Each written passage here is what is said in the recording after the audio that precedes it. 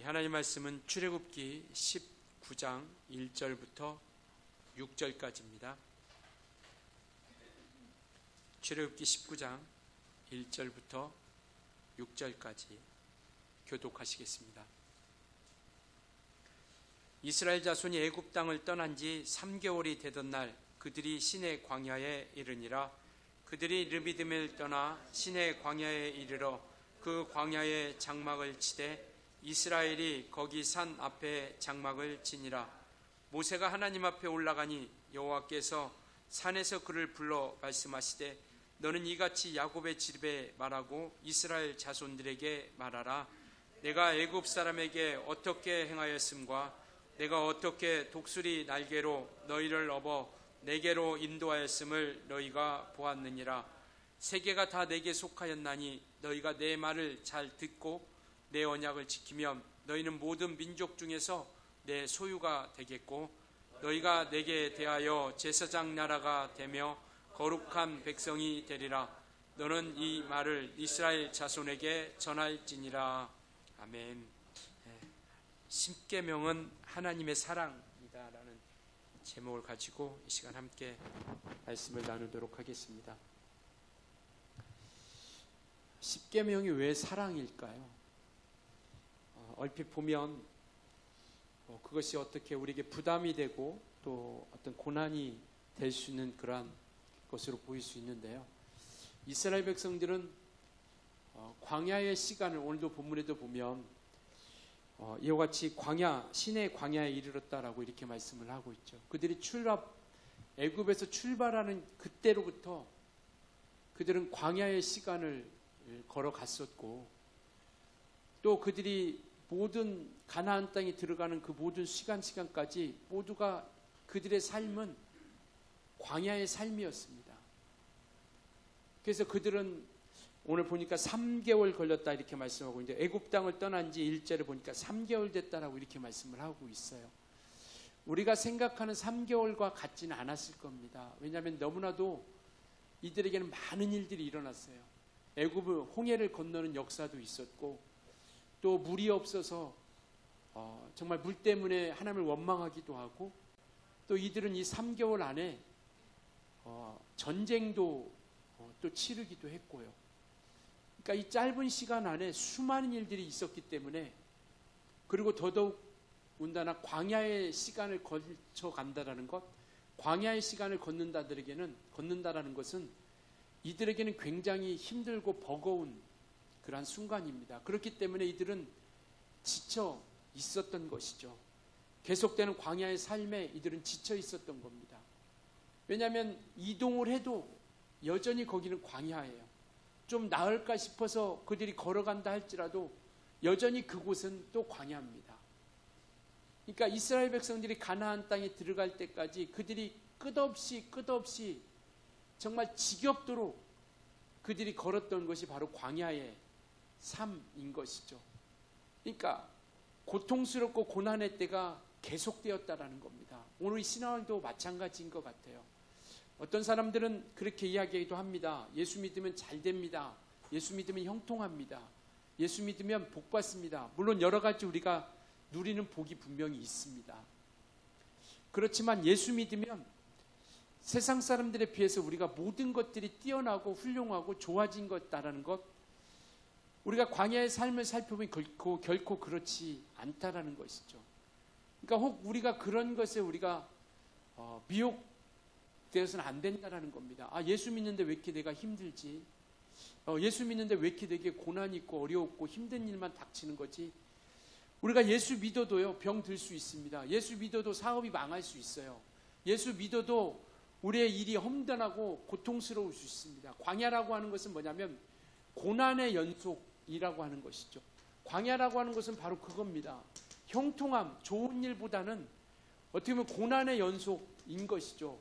우리가 신명기 8장에서도 말씀하고 있는 것처럼 정말 그 광야의 길을 통해서 우리에게 얻고자 하는 것은 뭐냐면 하나님과의 만남을, 하나님과의 관계를 회복시켜 주시고자 한다는 것이죠. 오늘 우리도 동일하게 광야의 삶을 살아가고 있습니다. 바로 우리는 그 말은 뭐냐면 우리에게도 동일하게 고난의 연속이 계속 되어지고 있다는 것이죠. 예수를 잘 믿어도, 예배를 잘 드려도, 신앙생활을 잘 드려도 여전히 우리가 걸어가는 그 모든 걸음은 역시 또 광야입니다. 이스라엘 백성들이 그리했던 것처럼. 그래서 이와 같이 우리는 출애굽 이후에 출국 광야를 걸었던 이스라엘 백성들처럼 우리도 정말 믿음을 가진 그 순간부터 우리는 여전히 또 우리의 삶은 광야의 삶이라고 하는 것이죠. 그래서 우리는 그 고통 가운데, 그러한 고난 가운데서 우리가 살 수밖에 없다라는 것, 이것을 우리가 잊지 않고 이 광야를 우리가 걸어갔으면 좋겠습니다. 그렇다면 우리가 믿을 때와 안 믿을 때, 믿기 이전의 모습과 우리가 뭐가 다를까요? 바로 그것은 뭐냐면 이 광야 가운데 고난이 있고 고통이 있고 어려움이 있지만, 그러나 이 가운데서 우리 하나님께서 주시는 무엇이냐면 평안함이 있다라는 겁니다. 평안함. 이것이 우리를 이끌어가는 힘이에요. 하나님께서 주신 이 세상은 모든 순간순간이 불안과 두려움과 근심과 걱정과 염려입니다. 우리 믿음의 사람도 분명히 그런 것들이 있죠. 그렇지만 그 모든 것들을 이길 수 있도록 우리를 함께 해주시는 이가 바로 우리에게 평안함을 주신다라는 것이죠. 세상이 줄 수 없는 평안함. 그래서 주님이 말씀하시죠. 내가 너에게 주는 평안은 세상이 줄 수 없는 평안이다. 세상이 줄 수 있는 평안이 있어요. 그런데 그 평안함이라고 하는 것은 잠시입니다. 영원하지 않다라는 것이죠. 그러나 우리가 얻고 우리 주님께서 주시고자 하는 평안은 세상이 주는 것 같지 않다라는 겁니다. 그러니까 고난과 고통을 우리가 이것을 끊을 수는 없지만, 그러나 이곳에서 우리가 이길 수 있도록 이기게 하는 힘이 바로 이 평안이고, 이 평안을 통해서 우리가 바라볼 수 있는 게 뭐냐면 천성을 향해서, 천국을 향해서 간다라는 겁니다. 이들에게는, 이스라엘 백성들에게는 가나안 땅이라고 하는 약속을 주신 것이죠. 이 약속을 바라보고 그들은 묵묵히 달려갔던 겁니다. 그러니까 우리가 이 세상 가운데서 이길 수 있는 것, 주님이 이길 수 있도록 우리를 도와주시는 것, 바로 그것이 뭐냐면 참된 평안이라고 한다는 겁니다. 그러니까 이것이 없으면, 이 평안이 없다라고 한다면 우리는 온전하게 이 광야의 삶을 걸어갈 수 없다라는 것이죠. 왜냐하면 이 세상은 우리 믿음의 사람, 빛의 사람들이 거룩한 삶을 살아갈 수 있도록 우리를 내버려 두지 않는다라는 겁니다. 우리는 거룩하게 살아가려고 하죠. 믿음으로 살아가려고 합니다. 말씀대로 살아가려고 하죠.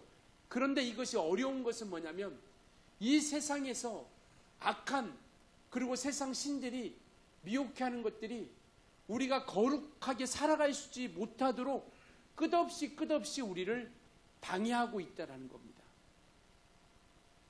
그래서 우리가 주님이 주시는 참 평안을 우리가 얻지 못하면, 주님으로 말미암는 이 평안함이 없다라고 하면 우리가 결코 이 세상을 이겨 나아갈 수 없다라는 것이죠. 그래서 우리는 이 주님이 주신 이 소망이 있기 때문에 우리는 낭망하지 않는다라는 거예요. 어려움이 있지만, 고난이 있지만 낭망하지 않고 우리가 포기하지 않는다라는 겁니다. 이게 다른 거죠. 우리는 포기하지 않습니다. 우리는 낭망하지 않아요. 기도도 마찬가지잖아요.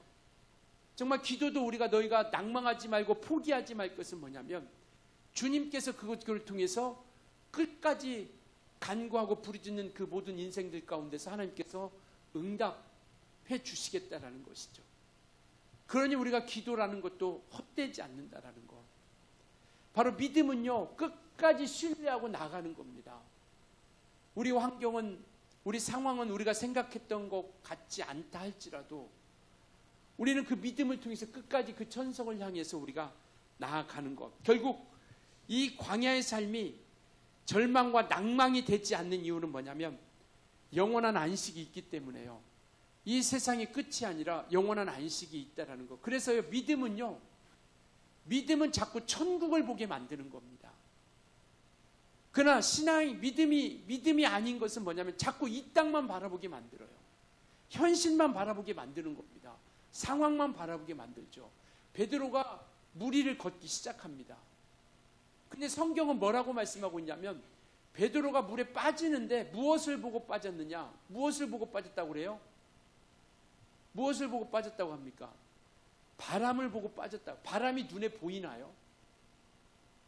물론 감각적으로 느끼지만 정말 하나님의 주님이 오라 하신 말씀에 따라서 순종하여 무리를 걷기 시작했던 그가 눈으로 보이는 그 환경, 상황, 그 형편을 바라보기 시작하니까요.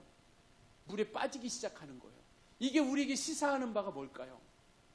우리는 끝까지 낭망하고 포기하는 것이 아니라 두려워하는 것이 아니라 우리는 그 평안, 하나님의 약속을 붙잡고 반드시 이루어간다라는 것, 반드시 성취하신다라는 그 약속을 붙잡고 우리가 세상이 줄 수 없는 그 평안함을 가지고 우리가 달려 나아가는 것이죠. 그래서 믿음은요, 끝까지 붙잡는 겁니다. 그래서 믿음은 소유하다, 지속하다라는 뜻을 가지고 있다고 하죠. 그러니까 소유한 것을 끝까지 우리가 이겨나가는 것. 어려움이 없다는 게 아닙니다.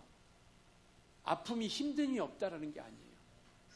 우리 여기 있는 모든 사람들, 아니면 이 세상을 살아가는 모든 사람들은요, 다 육체가 살아가는 동안 어려움이 있어요. 고난이 있습니다. 고통이 있어요. 아픔이 있습니다. 어떤 사람들은 그렇죠. 아유, 나 같은 아픔은 겪어보지 않았어. 아무도 없을 거야. 아니요. 욥과 비교할 수 있을까요, 우리가? 다윗과 우리의 삶을 비교할 수 있을까요? 정말 그런 욥 같은 사람도, 다윗 같은 사람도, 다윗은요, 정말 인간적으로 보면 자기 자식에게 쫓겨다니는 거 아니겠어요? 그 왕위 때문에, 왕권 때문에 그 왕권을 찬탈하려고 그 아들이 다윗을 쫓아내는 거 아니겠습니까? 그리고 다윗은 도망다니죠. 그리고 또 자기 자식들이 또 싸우죠. 그러한 모든 모습들을 보고 살았던 사람이 바로 다윗입니다. 그래서 정말 그가 그렇게 이겨나갈 수 있는 것은 뭐냐면 시편 61편에 그렇게 말씀하고 있어요. 그분만이 나의 피난처가 되신다. 그분이 나의 망대가 되신다라는 거예요. 그분이 나의 피난처가 되신, 그 피난처가 되시고 산성이 되시고 그분이 반석이 되심을 믿었기 때문에 그 믿음을 가지고 그 광야에 쫓겨다니는 삶 가운데서 때로는 거지같이 침을 흘리면서 미친 척하면서 마치 정말 부끄러움을 무릅쓰고 그 목숨을 구걸하는 모습 가운데서도 그렇게 이겨나갈 수 있었던 것은 뭐냐면 바로 하나님께서 그 모든 가운데 우리에게 이끌어 주시는, 이기게 하시는 그 믿음이 있었기 때문에 그곳으로 그 힘으로 이겨 나아갈 수 있었던 것이죠. 우리는 또 한 걸음 뛸 때마다 여전히 또 광야의 삶을 살아가고 있어요. 그렇기 때문에 이것이 정말 우리가 주께서 지켜주시지 않으면, 우리가 주님께서 우리가 인도하고 있고 지켜주시고 있다라는 그 믿음이 우리 가운데 서 있지 않으면 사실은 이 광야는 원망과 불평 뿐인 겁니다. 우리의 삶이 그러잖아요. 우리의 삶이 내가 원하는 대로 이루어지지 않는 거니까. 그래서 주님께서는요, 우리를 사랑하고 있다는 것을 보여주고 있는 겁니다. 내가 너를 사랑하고 있다. 그래서 요한복음 13장 1절에도 보면 한번 보여주실래요? 같이 읽습니다. 시작. 유월절 전에 예수께서 자기가 세상을 떠나 아버지께로 돌아가실 때가 이른 줄 아시고 세상에 있는 자기의 사람들을 사랑하시되 끝까지 사랑하시니라. 제자들은 예수께서 죽으시고 이제 하늘에 간다라고 이야기하니까 불안한 거죠. 두려웠던 겁니다. 그런데 주님께서는 이와 같이 자기의 사람을 사랑하시되 끝까지 사랑하신다. 언제까지요? 끝까지. 이 말씀을 통해서 그들에게 평안과 위로를 주시는 겁니다. 그래서 하나님께서는 이곳에서 바로 이와 같은 상황 가운데서 이길 수 있도록 우리에게 주시는 힘이 뭐냐면 사랑입니다. 사랑. 육체적인 사랑도 국경을 초월한다고 막 이렇게 얘기하고 있지 않습니까? 사랑인 국경을 초월한다고 하죠. 그것처럼 우리 하나님께서 우리에게 베풀어 준 사랑이 우리에게 계속 보여주고 나타내 주고 있다라는 겁니다. 그래서 주님은 늘 우리에게 먼저 찾아오신 거예요. 그가 사랑하고 있다라는 것을 통해서 우리에게 보여주기 위해서 먼저 찾아오셨어요. 하늘에서 이 땅에 우리를 먼저 찾아오셨고요. 이 땅에 계실 때 주님께서는 구석구석 살펴주신 거예요. 찾아갔습니다. 그는 이방인에게도 찾아갔고요. 이방 땅에도 찾아갔습니다. 수로보니아 족속 여인, 그 여인, 두로와 시돈 땅에 있는 그 여인을 위해서 주님은 그 먼 곳에 찾아가신 거예요. 그래서 이 사랑을 보여주기 위해서 하나님께서는 찾아가신 겁니다. 항상 찾아가셨어요. 오늘 우리가 죄인 되었을 때 주님께서 우리에게 먼저 찾아오신 거예요. 우리가 죄인 되었을 때 십자가에 먼저 죽으시고 먼저 우리의 죄를 용서해 주시고 우리를 먼저 찾아오신 겁니다. 이처럼 우리를 사랑하고 있다라고 하는 것을 주님께서는 찾아오심을 통해서 우리에게 보여주시고 나타내 주시고 이끌어 주시고 있다는 것이죠. 오늘 4절에도 이스라엘 백성들에게 그 말씀을 하고 싶은 거예요. 내가 너를 보호하고 있다. 내가 너를 보호하고 있고 내가 너를 지켜주고 있다는 겁니다. 4절 한번 같이 읽을까요? 19장 4절 같이 읽습니다. 시작. 내가 애굽 사람에게 어떻게 행하였음과 내가 어떻게 독수리 날개로 너희를 업어 내게로 인도하였음을 너희가 보았느니라. 광야에 계속 광야로 가죠. 일제로 3개월 되던 날에 그들이 시내 광야, 다른 광야 또 시내 광야, 또 광야로 가고 있는 그들 가운데 지쳐있는 그들에게 하나님이 말씀해 주시는 거예요. 하나님이 사랑하고 있다는 거. 어떻게 사랑했느냐? 내가 너에게 애굽 사람에게 어떻게 행하였음과 애굽 사람에게 어떻게 행했는지 너희가 알지 않느냐? 10가지 재앙을 통해서 정말 하나님께서 너희를 사랑하고 있다는 거 보여주지 않았느냐? 홍해 사건을 통해서 애굽 백성들, 애굽의 군대를 몰살시키는 모습을 통해서 내가 너에게 사랑하고 있다는 걸 보여주지 않았느냐? 너희를 보호하고 있고 지켜주시고 있다는 것. 어떤 사람들은 그러죠. 하나님 내게 해준 게 뭐 있습니까? 내게 보여준 게 뭐가 있어요? 나에게 뭘 해주셨습니까? 라고 원망하면 푸념을 늘어놓기도 하죠. 그러나 다른 어떤 것보다도 우리에게 가장 큰 간증이 있으니 지금까지 이스라엘 백성들을 지켜주셨던 것처럼 오늘 이곳에 우리가 예배하는 자리에 설 수 있도록 우리를 보호해 주시고 지켜주신 것이 가장 큰 축복 아닙니까? 믿음에서 떠나지 않고 우리가 세상으로 돌아가지 않고 우리 신앙 저버리지 않고 오늘 이때까지 수많은 고난과 고통의 순간 우리가 수많은 정말 홍해도 건넜고 정말 광야도 거쳐가면서 수많은 시간을 보내가면서 우리가 믿음을 잃지 않았다는 것, 이것은 바로 하나님께서 보호해 주시고 지켜주셨다는 것, 이게 우리에게는 가장 큰 간증 아닙니까? 믿음을 지킬 수 있었다는 것, 죽은 자가 살아나는 것을 우리가 경험해 보지 못했다 할지라도 우리가 정말 기도 응답이 전혀 하나도 이루어지지 않는다 할지라도 우리가 감사하고 우리가 그 사랑을 우리가 기억할 수 있는 것은 바로 하나님께서 찾아와 주셔서 우리를 보호해 주시고 지켜주시고 있다는 것. 이스라엘 백성들에게 그것을 말씀하고 있는 겁니다. 야, 애굽 땅에서 내가 너희를 어떻게 지켜주시고 애굽 백성, 애굽 군대를 통해서 내가 너희를 어떻게 인도해 주는지 너무나도 잘 알고 있지 않느냐.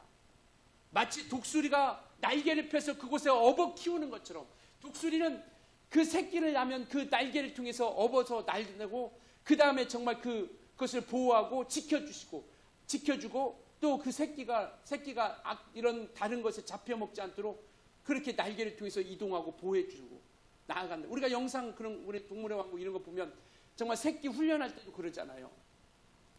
뭐 이런 우리에서 우리에서 밀어내가지고 떨어지면 날개로 딱 받쳐가지고 그 새끼를 보호하는 것. 그러니까 그것이 훈련이기 때문에 고통이고 고난이고 새끼는 날개가 뭐 얼마나 힘이 있겠어요. 그런데 그 자기 나름대로 퍼덕거리면서 나아가는데 그 순간 땅에 떨어지는 순간에 독수리가 그 날개 위에 업어서 살려주고 보호해 주신다는 것. 그래서 이와 같이 정말 모든 위험으로부터 보호해 주는 것. 신명기에서는 더 구체적으로 이야기하고 있죠. 같이 읽습니다. 시작. 마치 독수리가 자기의 보금자리를 어지럽게 하며 자기의 새끼 위에 너풀거리며 그의 날개를 펴서 새끼를 받으며 그의 날개 위에 그것을 엎는 것 같이 여호와께서 홀로 그를 인도하셨고 그와 함께한 다른 신이 없었도다. 그들을 독수리의 날개 위에 업어서 보호해 주시고 이끌어 주신 그분이 누구냐? 바로 그분이 홀로 인도하신 하나님 그분, 여호와 그분이라고 하는 것을 말씀을 하고 있죠. 그와 함께한 다른 신이 없었다. 오직 다른 어떤 신이 인도했던 것이 아니라 오직 유일하게 하나님 홀로 우리를 지켜주시고 보호해주시고 이끌어주신 것. 이게 하나님의 사랑 아닙니까? 이게 우리에게 큰 간증 아닙니까? 하나님이 지켜주시고 보호해주셨다는 것. 그래서 오늘 지쳐있는 그들에게 하나님께서 말씀해 주시는 것이 바로 이거예요. 내가 너를 보호하고 지켜주고 인도해주지 않았느냐. 그러니 우리가 조금만 이기고 그 곳을 향해서 우리가 나아가자라고 말씀하고 있는 것이죠. 애굽에서 이끌어내시니까 보호하시고 또 하나님이시다고 하는 것을 다시 한번 이 본문을 통해서 시내산에서 다시 한번 그들에게 상기시켜 주시는 거예요. 보호하고 사랑하고 있다는 것. 지치고 불확실한 순간에 여전히 사랑하고 있고 잊지 않고 있다는 것 믿으시나요? 정말 불확실한 현실 앞에 너무나도 암담한 현실 앞에 우리가 살아가고 있지만 그러나 그 모든 순간 가운데 되돌아보면 하나님이 지켜주신 것처럼 이후의 모든 삶도 하나님께서 우리를 지켜주시고 있다는 것.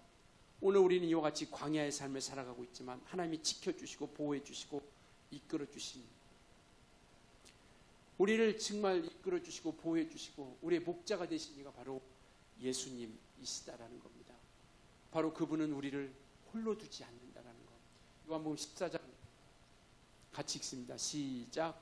내가 너희를 고아와 같이 버려두지 아니하고 너희에게로 오리라. 이 내용은 뭐냐면 이제 예수님께서 아까 말씀드렸던 것처럼 제자들과 함께 죽기 전에 마지막 정말 이 다락방에서 같이 죽음을 준비하면서 만찬을 하죠. 그러면서 예수님이 제자들에게 이야기하는 겁니다. 내가 죽을 텐데 너희는 근심하지 말고 두려워하지 말고 걱정하지 마라. 나는 처소를 예비하러 가니까 내가 너희 처소를 예비하면 내가 반드시 올 거다. 그러시면서 이 말씀을 하시는 거예요. 그러니까 내가 죽는다 할지라도 제자들은 주님 도대체 무슨 얘기하는 겁니까? 아니 지금 주님 정말 이 나라를 회복시키고 이 나라 로마로부터 우리나라를 해방시켜주고 우리도 이제 정말 새로운 나라를 설립하고 새로운 나라를 세워야 되는데 죽는다는 게 뭔 얘기예요 지금 주님? 이 제자들은 그렇게 생각하는 거예요. 말도 안 됩니다. 그때 주님이 말씀하신 거예요. 야 걱정하지 마. 그들은 육체의 땅 이곳에서 뭔가를 만들어 가려고 하지만 주님은 그 하늘을 향해서 가고 있음을 말씀하고 있으면서 너희가 이 땅에서 고난 고통이 있지만 하나님께서 고아와 같이 우리를 버려두지 않겠다라는 겁니다. 이것이 우리에게 주신 약속이고 믿음인 것이죠. 그래서 오늘 말씀하고 있는 거예요. 너희를 인도하신 이가 누구냐? 이걸 잊지 말라. 5절 6절 우리 같이 한번 읽을까요? 5절 본문 5절 6절 같이 읽습니다. 시작. 세계가 다 내게 속하였나니 너희가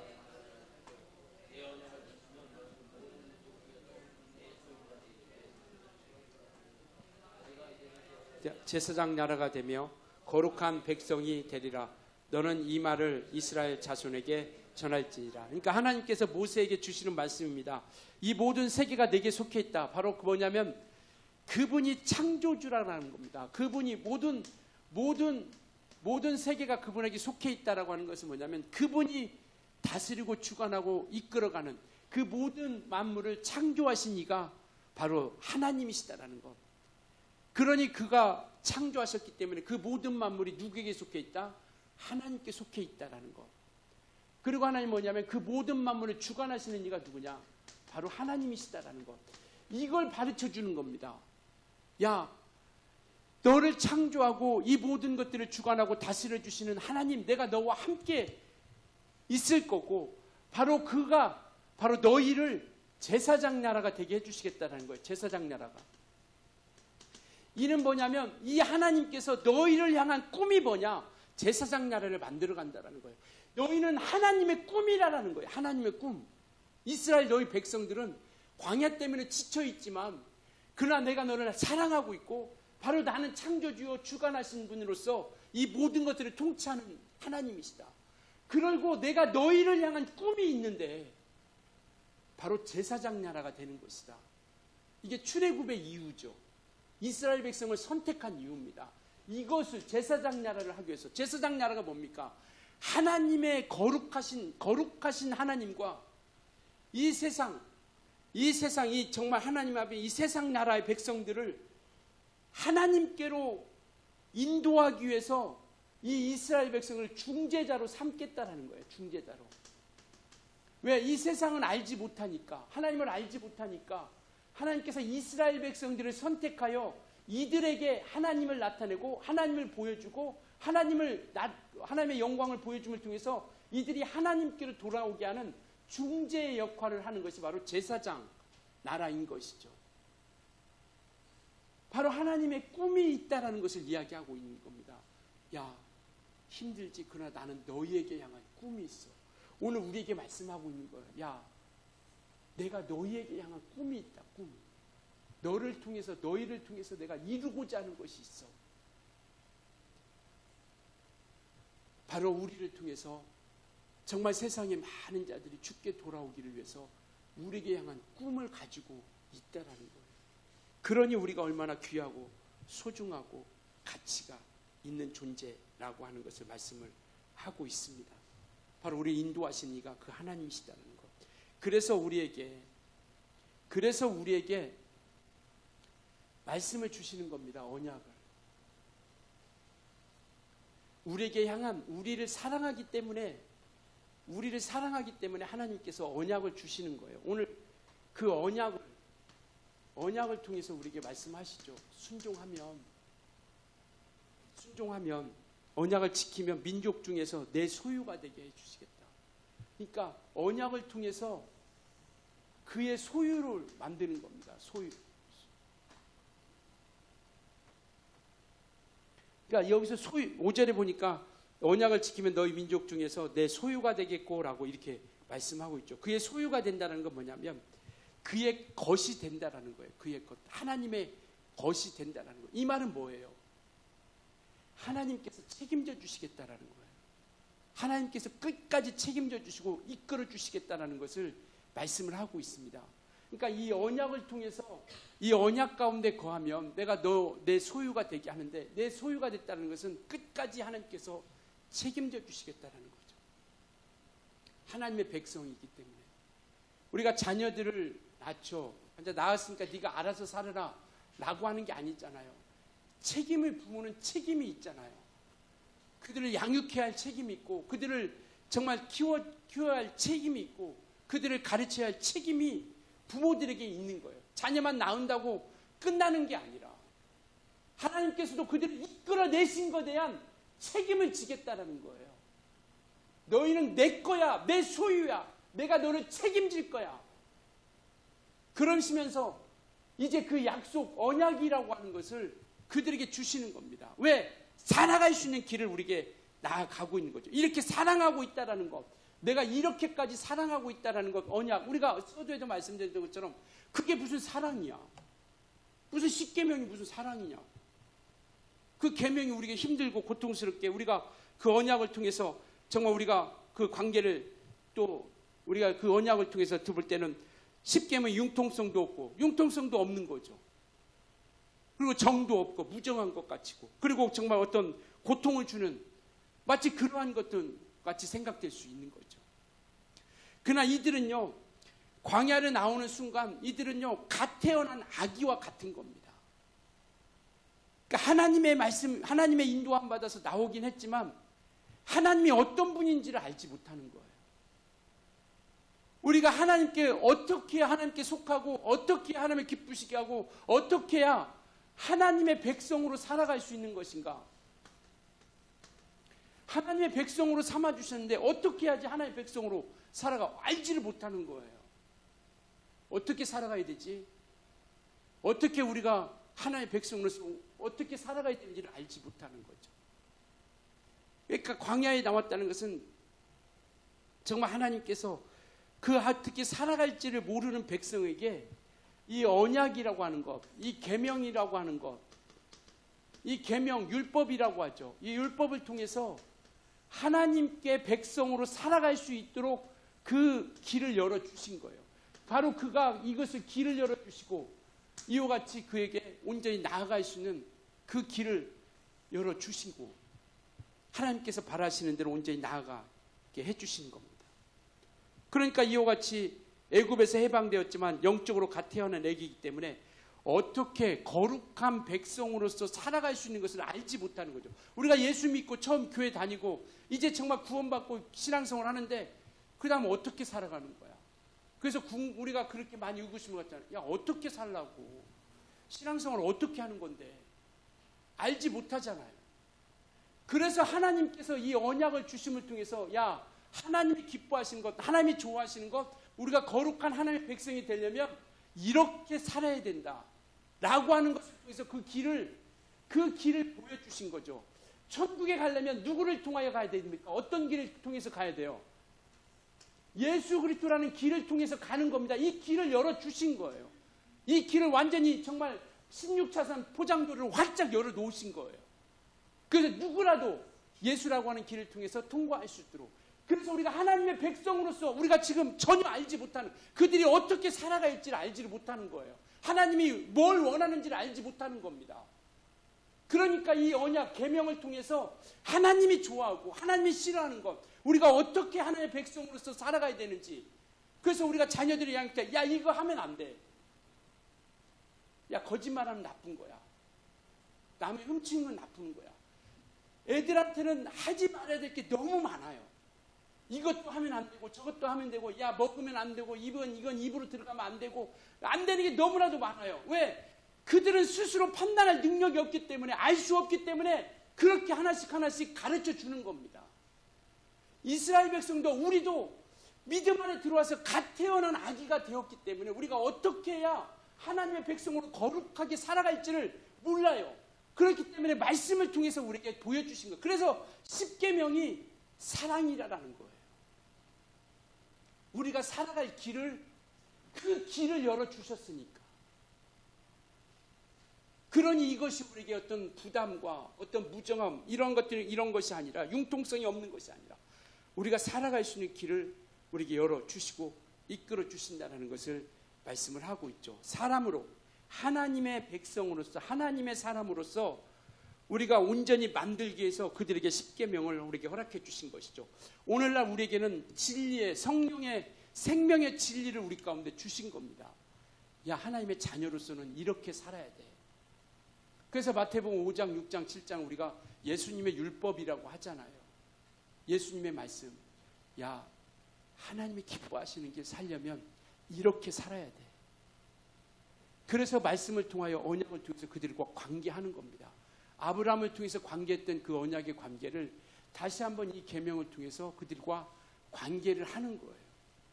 그래서 십계명이라고 하는 것은, 계명은 뭐냐면 이것을 지키면 구원을 받는다라는 게 아니라 거룩한 백성으로 살아가기 위해서는 우리가 이와 같이 하나님의 말씀을 지켜나가는 거죠.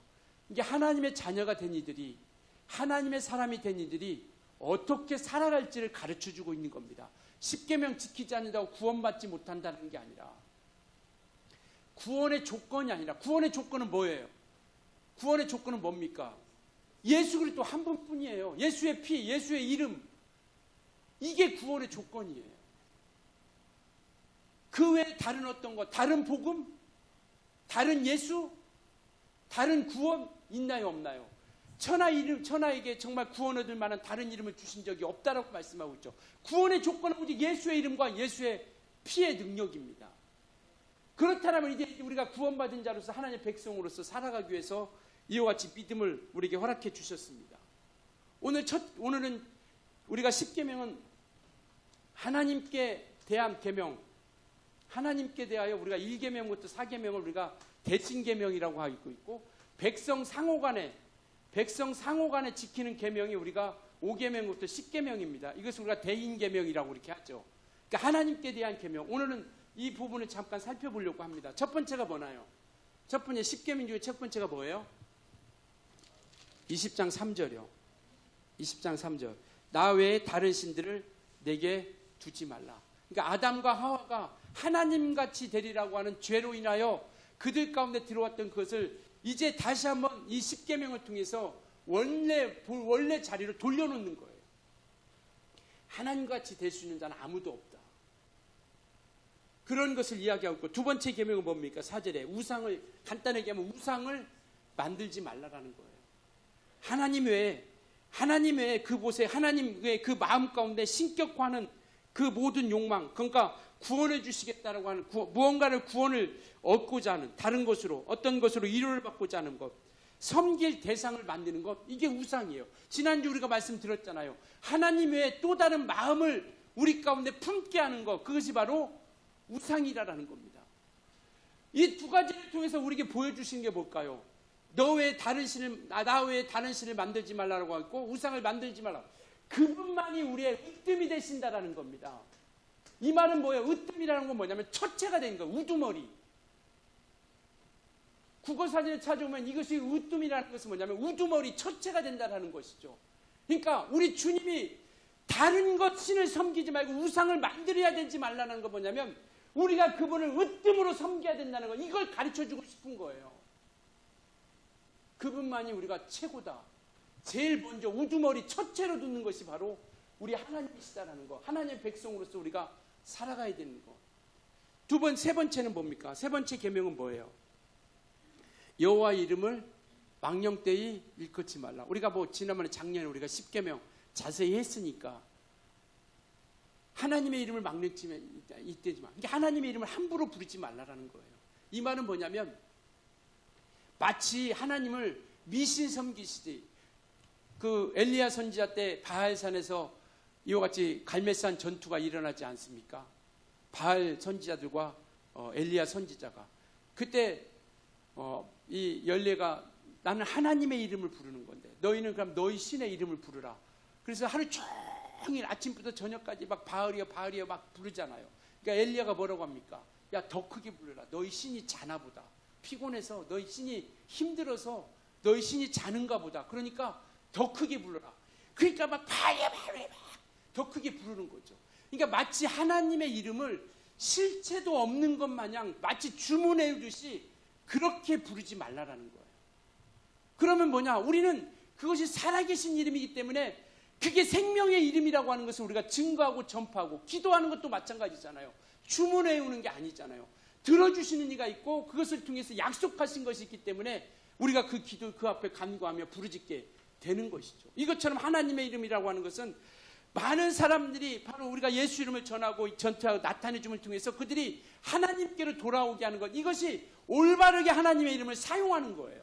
기도함을 통해서 우리가 그 이름을 올바르게 사용하는 것이고, 그리고 우리가 예수 이름을 전파함을 통해서 올바르게 바르게 그가 구원의 이름이요 생명의 이름이라고 하는 것을 올바르게 전파하는 것이고, 그래서 이와 같이 우리가 하나님의 이름을 마치 저주하고 이러한 것에 우리가 사용하지 말라라는 거예요. 함부로 망령되이. 그 다음 네 번째가 뭐예요? 안식일을 거룩히 지키라. 오직 주님 안에만 참 쉼이 있다는 것. 하나님만 창조주이고 그분 안에만 참 쉼이 있다는 것.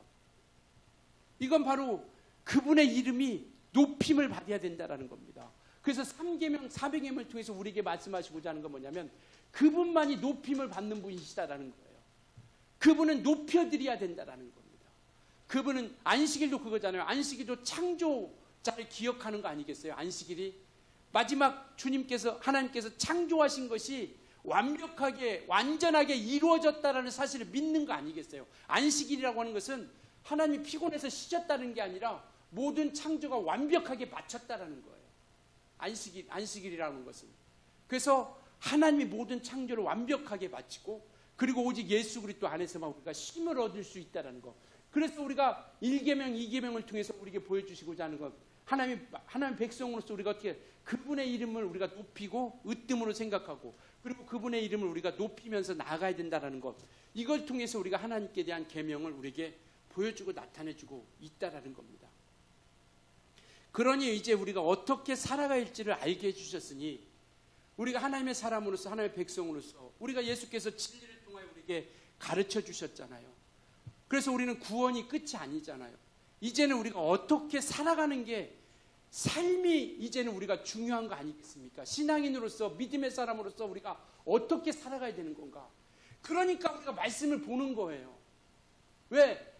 알지 못하면 우리가 그 길을 알 수 없기 때문에 하나님께서 기뻐하시는 것이 무엇인지를 알 수 없기 때문에 하나님의 선하시고 기뻐하시고 온전하신 뜻이 무엇인지 분별하도록 하라.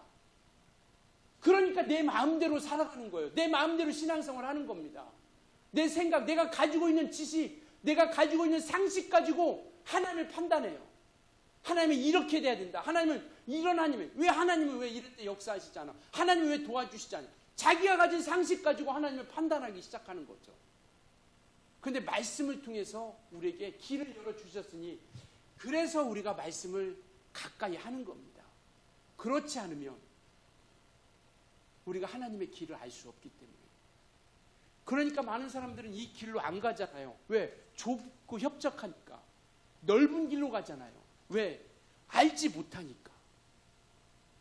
그래서 바로 그 하나님의 계명이 정말 하나님은 높임을 이와 같이 으뜸이 되신 분이고 높임을 받아야 하실 분이라는 것.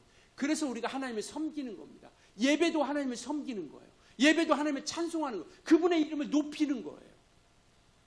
그래서 우리가 어떤 감정이 아니라 예배도 내가 은혜 받았고 은혜 받고가 아니라 내가 어떤 정말 감정이 아니라 예배는 오직 하나님 앞에 찬송과 영광을 드리는 것이고 그 생명을 우리가 소유하고 나아가는 거죠. 그러니까 우리가 기분과 감정 이것이 아니라 바로 우리가 정말 하나님의 찬송하는 이였다면 우리는 그 예배 가운데 우리가 성공한 거죠. 내가 듣지 못한 말씀 들으면 은혜 받은 것이 아니라 내가 알지 못하는 거 깨달으면 은혜 받은 게 아니라 그 예배 가운데 정말 하나님이 진정으로 받으심직하게 그래서 우리는 찬양도 마음을 다하고 힘을 다해야 하는 겁니다. 기도도 우리가 정말 그분 앞에 들으심직하게 그분이 받으심직하게 큰 소리가 아니라 할지라도 힘을 다하여 우리가 하나님 앞에 예배하는 거죠. 우리가 외모적으로 누가 봐주는 사람 없지만 우리가 단정하게 나오는 이유도 하나님 앞에 우리가 그분이 으뜸이시기에 하물며 대통령 앞에 나갈 때도 하물며 어디 정말 손님에게 초대받아도 우리가 형식을 갖추고 어떤 모양을 갖춰가는데 만왕의 왕이 우리의 창조주고 우리의 주관하시는 분이면 우리가 주님 앞에 나가는데 그분의 이름 앞에 그래서 우리는 함부로 우상을 섬기지 않는 거고 하나님 앞에 우리가 다른 것들을 주지 않는 거죠. 그분의 높임 받는 것이기에 그 이름을 우리가 함부로 망령되이 일컫지 않는 그런 믿음의 길에 우리가 서게 된다는 거죠. 그래서 우리는 이제 이스라엘 백성들이 그리했던 것처럼 정말 우리는 이제 신약시대의 제사장 나라로서 알지 못하는 길에 말씀을 우리가 알고 하나님께서 원하시는 이제 하나님의 꿈이 우리 이스라엘 백성들에게 있었던 것처럼 이제 하나님의 꿈이 우리 안에 있으니 이것을 통해서 우리가 그 길로 우리가 안내하는 일을 해가는 겁니다.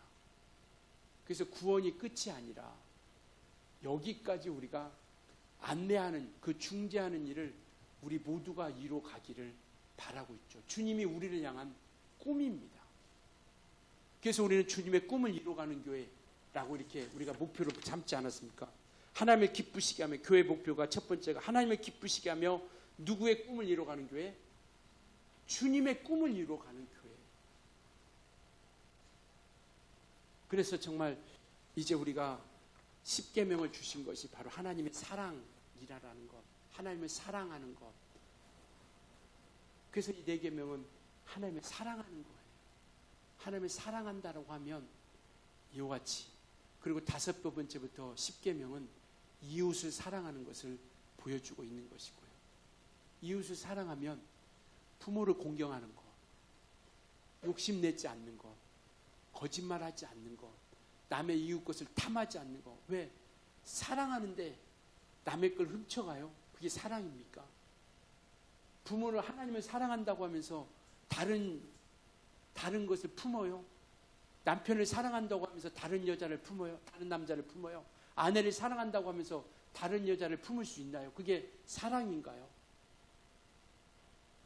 그래서 1계명부터 4계명은 하나님을 사랑하는 것, 5계명부터 10계명은 이웃을 사랑하는 것. 그래서 로마서 13장은 율법의 완성이 바로 예수께서 다 십자가에서 이루셨다라고 이렇게 말씀을 하고 있는 것이죠.